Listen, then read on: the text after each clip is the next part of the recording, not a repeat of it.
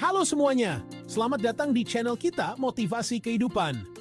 Hari ini saya akan membagikan 16 keahlian yang sulit dipelajari, tapi akan membayar selamanya. Kayak investasi saham gitu deh. Tapi ini investasinya ke diri sendiri. Lumayan kan, daripada duit jajan kalian habis buat beli game atau waifu 2D. Ibumu sudah menguasai sebagian besarnya. Minum vitamin, banyak istirahat, jangan masukkan pisau mentega ke dalam pemanggang roti. Tapi, hidup ini kan lebih kompleks daripada sekadar tahu cara bikin mie instan. Namun terlepas dari yang sudah jelas, tidak ada panduan hidup. Sebagian besar dari kita mengalami pasang surut kehidupan sambil mempelajari berbagai hal. Secara teori, kita tahu bahwa kita harus siap menghadapi apapun. Namun pada kenyataannya, kadang-kadang kita semua merasa sangat tidak siap menghadapi semua tantangan hidup yang menimpa kita. Kayak waktu disuruh presentasi dadakan sama dosen killer, terjebak dalam situasi yang membutuhkan salah satu keterampilan hidup yang Anda harap telah Anda pelajari sebelum Anda membutuhkannya benar-benar tiada bandingnya. Oleh karena itu, berikut adalah beberapa keterampilan yang sulit dipelajari, tetapi tidak akan pernah berhenti membuahkan hasil. Pernah dengar pepatah, kesuksesan punya banyak bapak, tapi kegagalan itu yatim piatu. Nah, ini dia inti dari akuntabilitas. Gampang banget buat kita ngaku-ngaku kalau lagi menang, tapi giliran kalah langsung cari kambing hitam. Padahal hidup ini kayak kita yang pegangnya. Kadang kita menang, kadang kita kalah. Tapi yang bikin beda, gimana caranya kita belajar dari kekalahan itu? Daripada ngeluh jadi, mending tingkatin biar jadi.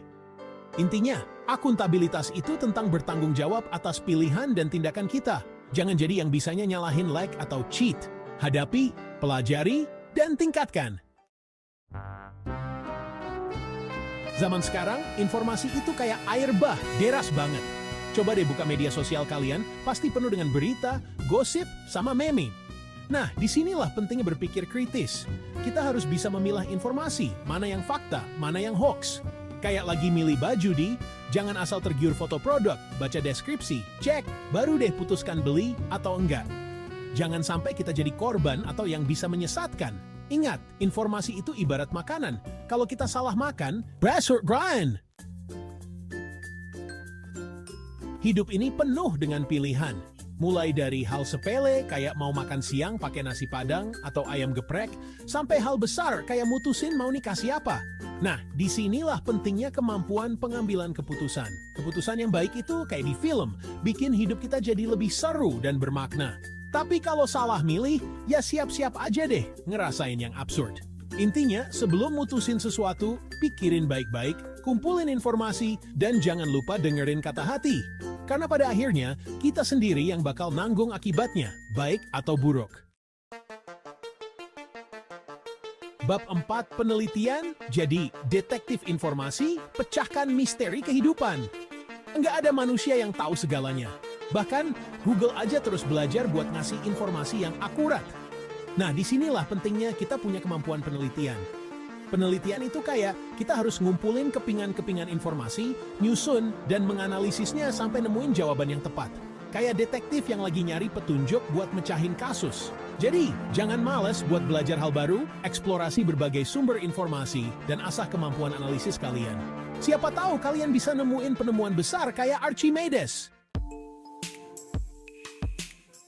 Bab 5, menulis secara profesional. Dari surat cinta sampai proposal bisnis, semua butuh kejelasan.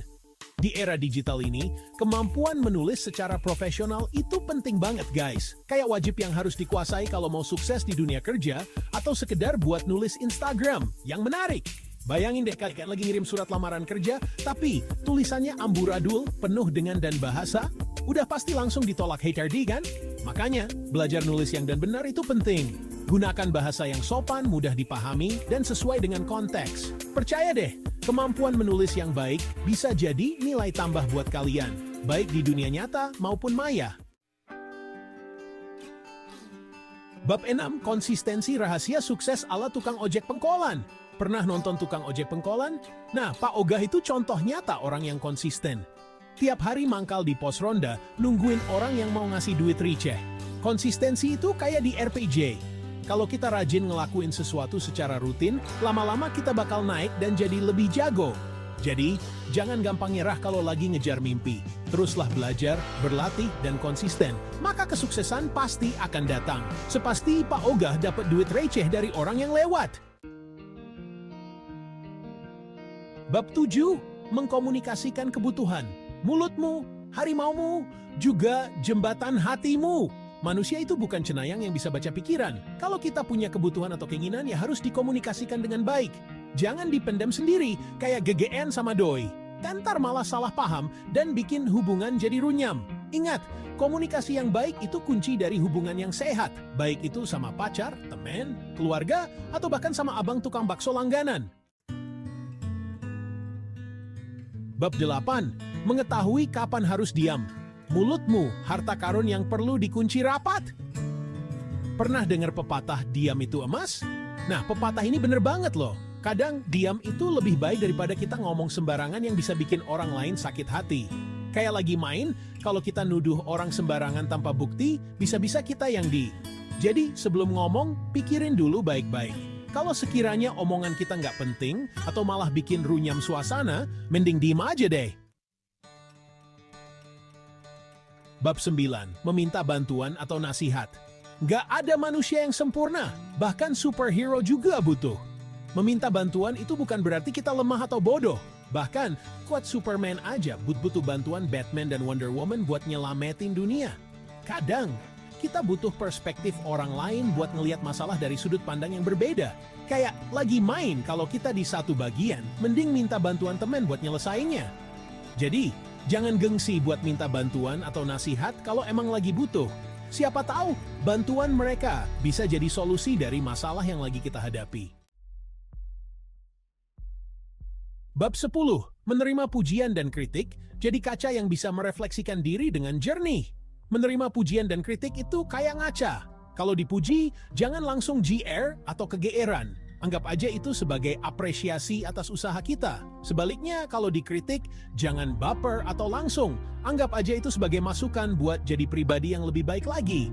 Intinya, jadilah pribadi yang terbuka terhadap masukan, baik yang positif maupun negatif. Karena dari situlah kita bisa belajar dan berkembang. Bab 11. Bernegosiasi. Jadilah jago tawar-menawar, dari pasar tradisional sampai dunia kerja.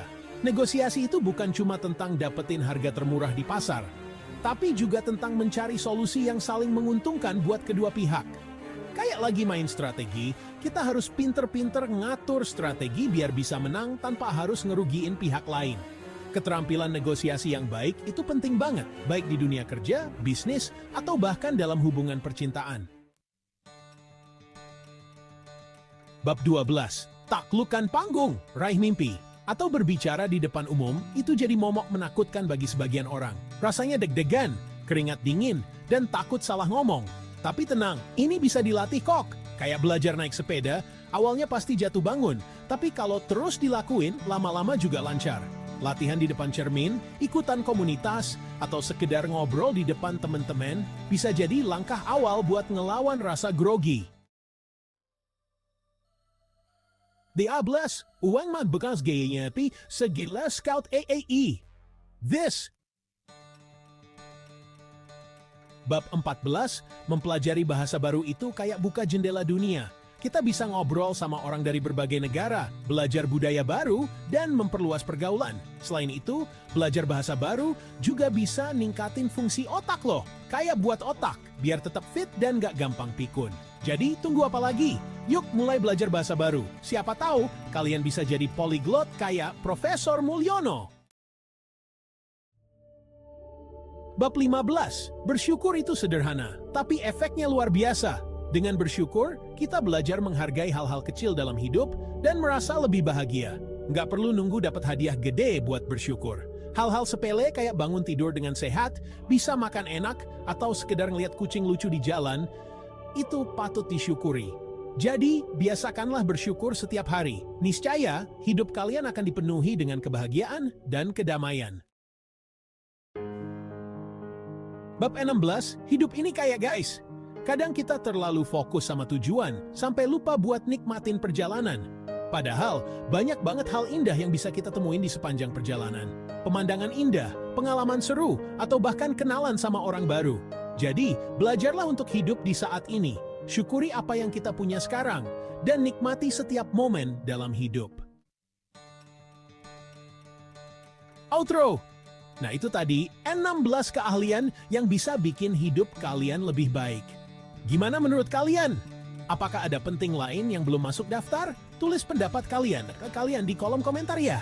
Dan jangan lupa, kalau kalian suka sama video ini, klik tombol dan aktifkan tombol loncengnya biar nggak ketinggalan video-video seru lainnya. Terima kasih sudah menonton, sampai jumpa di video selanjutnya.